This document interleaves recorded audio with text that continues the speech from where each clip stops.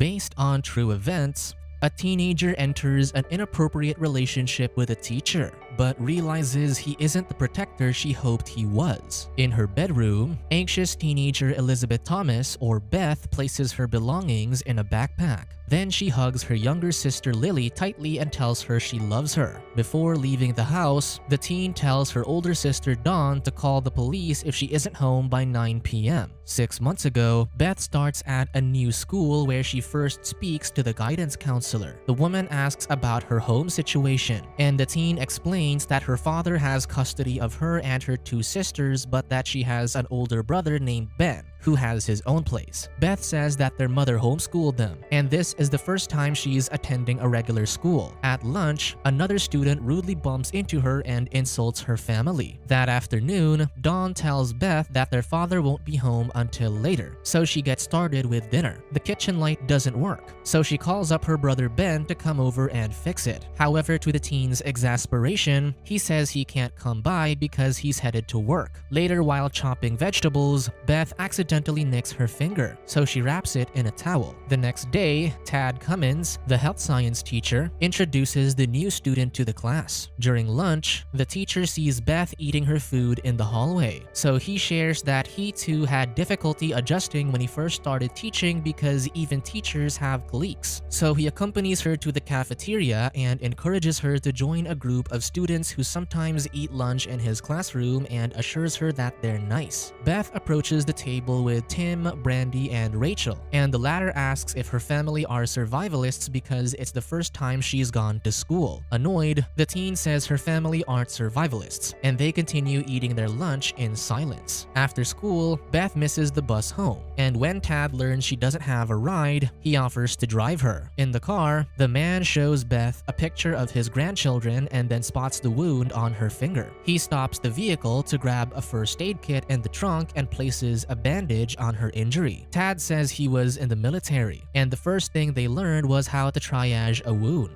He mentions how she must feel a lot of responsibility taking care of her sisters with their mother out of the picture, and the teen wonders how he could have known those details. Tad explains that the teachers were informed of her situation. After pulling into the driveway, the man tells her to call him by his first name. The next day, Tim fetches Beth so they can eat lunch in Tad's classroom. There, the teen realizes her father didn't use gluten-free bread for her sandwich, so the teacher offers to swap lunches. That evening, the teen looks at Tad's pictures on his social media. At dinner, she teases Dawn for texting a boy, and their father Ed sternly tells them never to bring boys into the house. Meanwhile, Tad shares Beth's story with his wife Connie and suggests taking the students to church with them. Delighted, the woman kisses her husband and says she's always known he was kind-hearted. The next day, the teacher informs the teen that he and his wife have decided to take her to church with them. That Sunday before entering the church, the couple gives Beth her own Bible. During the service, Tad compliments her dress and says she looks different outside school. She thanks him for taking her there and smiles as she listens to the choir. Days later,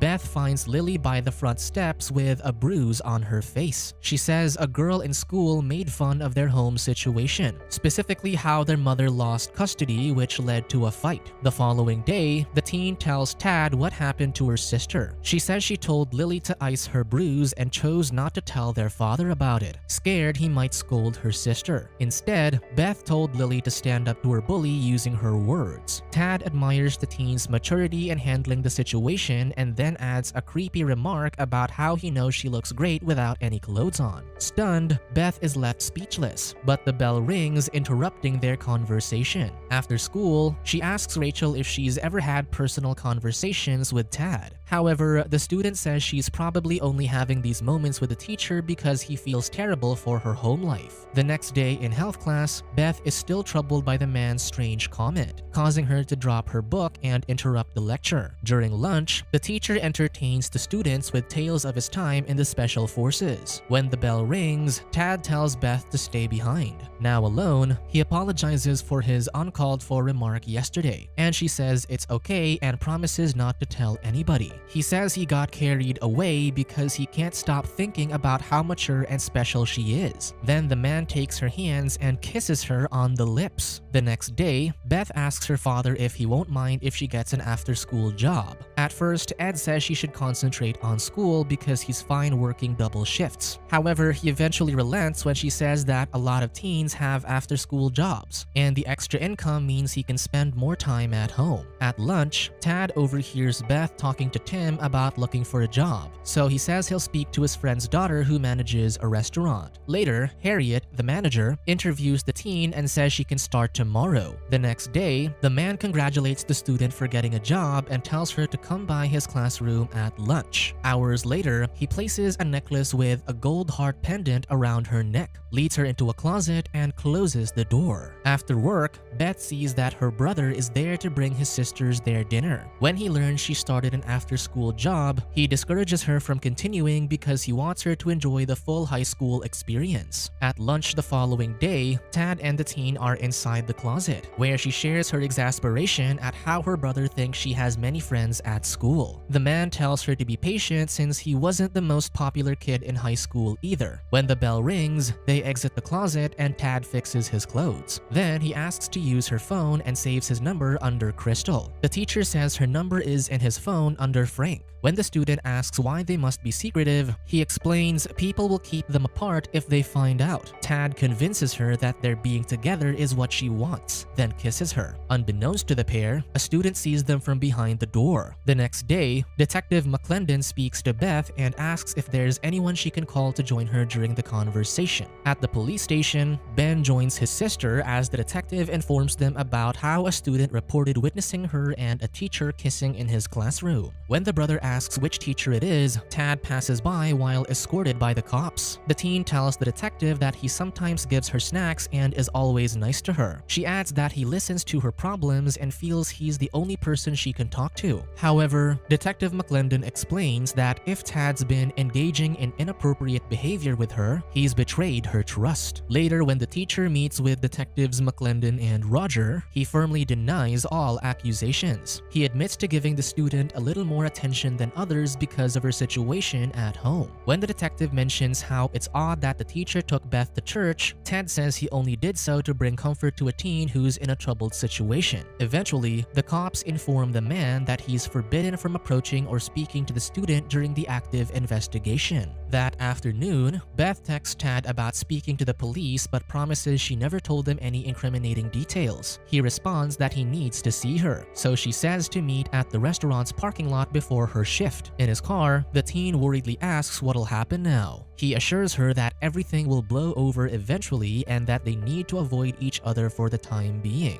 The next day, Rachel confronts Beth for tarnishing the teacher's reputation. After school, the teen leaves in Tad's car and they drive away to another area. The student expresses anguish at the other students calling her names, so he tells her to stay strong and not let other people tear them apart. The following morning, the police prevented the teacher from entering the school and informed him that they knew he had driven Beth home yesterday because of the security camera. Later, the teen receives a text message from Tad suggesting they run away together. That evening, Tad texts the student to speak to him in the restaurant parking lot. In his car, he says they'll need to drive for a few days until they reach the coast. However, she's still apprehensive about their plan of running away, so the man reminds her that it was her fault they got caught because she got in his car outside school yesterday. Tad says he loves her and threatens to end his own life if she doesn't come with him. That night, the man texts her that they're leaving tomorrow. Beth says she can't leave her family, so Tad threatens to hurt her sisters if she doesn't cooperate. Meanwhile, the seething Connie gives her husband the silent treatment at dinner because of his suspension and the rumors she's been hearing around town. He lies, says he's driving to a job interview tomorrow and asks if they can swap vehicles, so the woman wordlessly drops the car keys on the table. The following day, the teen tells Dawn to call the police if she isn't home by 9 p.m. At the restaurant, Tad texts her that he's in Connie's vehicle outside. Beth opens the door and is about to tell the man she's not coming, but sees a handgun on the seat. So despite her apprehension, apprehension, she gets in the car and they drive off. That night, a worried Dawn tells Ed what her sister said that morning. Later, outside the restaurant, the father speaks to the authorities. Harriet informs Detective Roger that Beth took a break at 7:30 p.m. and never returned. Then, the detective calls McClendon to inform him of the situation. In the station, Connie hands the police a note her husband left and reveals he emptied their bank account and took his handgun with him. Moments later, FBI agent Hammer arrives to speak to the detectives. He summarizes what they know. They have the note Tad left, implying he's heading northeast and that they haven't been able to track their cell phones. Meanwhile, the teacher and the teens stop on a bridge, where he tosses their phones in the river below. Days later, Tad instructs Beth to remove license plates from another car, which they'll use to avoid detection. That night, they check into a motel and the man pays in cash. In the room, the teen puts on the glasses he bought and shows her that he shaved off his goatee. Then he creepily leads her to the bed.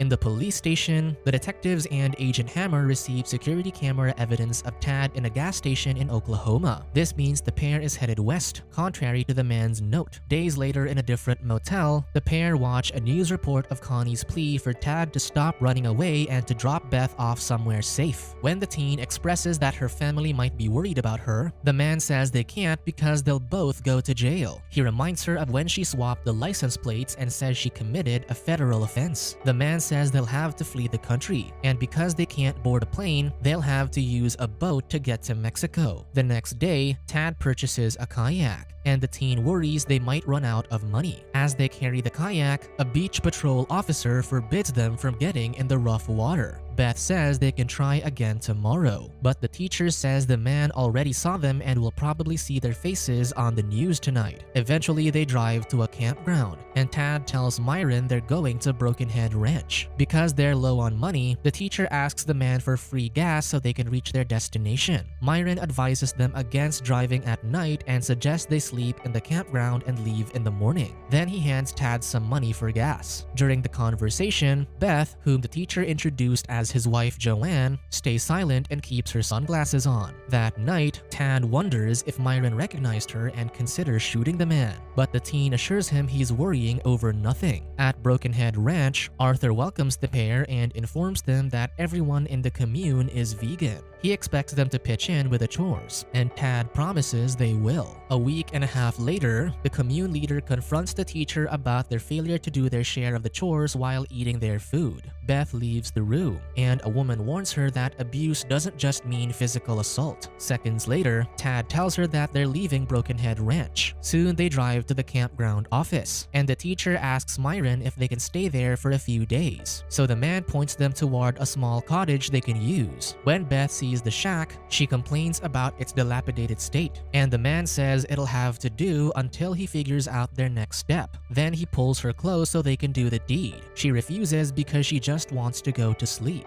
However, Tad reminds her that running away with him is what she wants. The next day, the FBI corners the teacher when he walks out of the shack. Then they instruct Beth to exit the shed and handcuff her. Soon, the teen returns home and is overwhelmed by the reporters outside the house. Inside, the family welcomes Beth home with a warm group hug. Weeks later, Ben borrows some books from the library, which might help his sister. Outside the house, a reporter talks about how Myron was the one who reported Tad and Beth's whereabouts to the authorities. When Ben sees the news crew on the lawn, he demands they leave the property. Then he heads inside, hands his sister the self-help books, and suggests she talk to a therapist. During the therapy session, Beth admits a part of her misses talking to Tad, so the woman says it's an effect of grooming. The teen asks what it means, and the therapist explains that the teacher made her feel like he was the only person who cared about her, and manipulated her into thinking that he only wanted what was best for her. Months later, the teen now lives with Ben and tells her brother that she's ready to get back to work now that she only has to go to therapy 4 times a week. Outside the donut shop, a woman confronts the teen and accuses her of ending the Cummins marriage and destroying their family. Later, her co-worker Gina mentions how difficult it must be for her to go through life with people constantly judging her. Then she says there's an online message board where past and current students of their high school continue discussing the case. After work,